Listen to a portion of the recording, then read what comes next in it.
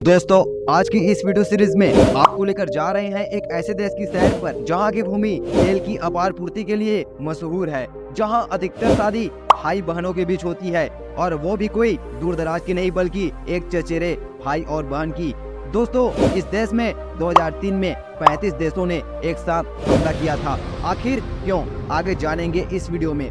ये देश तुर्की और ब्रिटिश जैसे देशों का गुलाम भी रह चुका है। गेस कीजिए कि ये कौन सा देश हो सकता है। जी हाँ दोस्तों, आपने सही समझा। आज की इस वीडियो सीरीज में हम बात कर रहे हैं इराक देश की। आखिर और क्या खास बात है इस देश की, तो चलिए हम बारी बारी से समझने का प्रयास करते हैं। आपसे बस एक ही रिक्वेस्ट है कि आप इस वीडियो को अंत तक जरूर देखिएगा।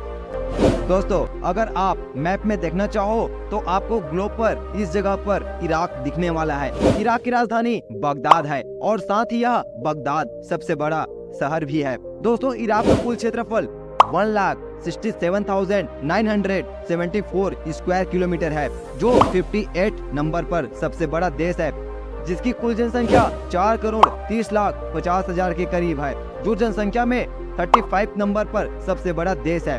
दोस्तों, अगर हम इराक की कुल जीडीपी की बात करें तो यह 512.926 बिलियन डॉलर के करीब है, जो एक साल के अंदर यह उत्पादन करता है।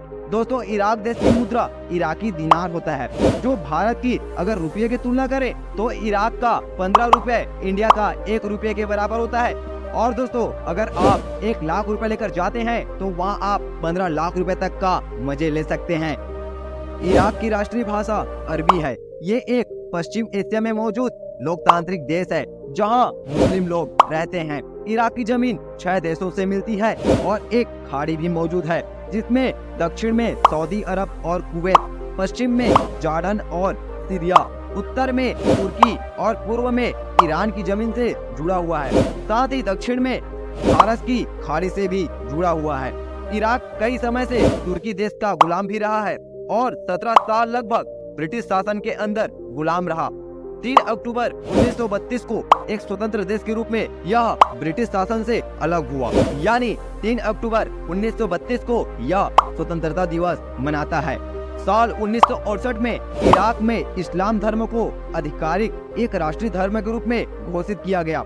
इराक में जो अरबी भाषा बोली जाती है, इसका अर्थ होता है गहरी जड़ें, मतलब इस देश के अंदर मुस्लिमों की एकता। लगभग 5000 साल पहले यह एक हरियाली और दलदल की भूमि हुआ करता था, जो बाद में रेगिस्तान भाग में तब्दील हो गया। इराक देश में दुनिया को मैप और कैलेंडर की ज्ञान दिया। साथ ही यहाँ सबसे पहले आविष्कार भी कैलेंडर और मैप का हुआ।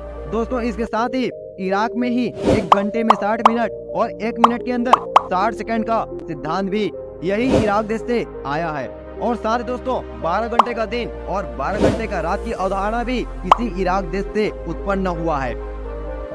इराक देश में बहुत ज्यादा मधुमक्खी पालन किया जाता है, जो पिछले 5000 साल से भी ज्यादा दिनों से किया जा रहा है, और इसी मधुमक्खी पालन से यहाँ लाखों लोगों की जिंदगी चलती है।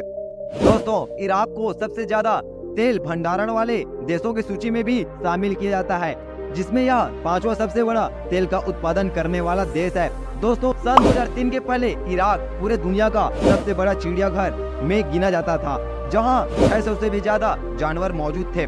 इराक पर ईरान की आक्रमण के बाद यह चिड़ियाघर को बर्बाद कर दिया गया।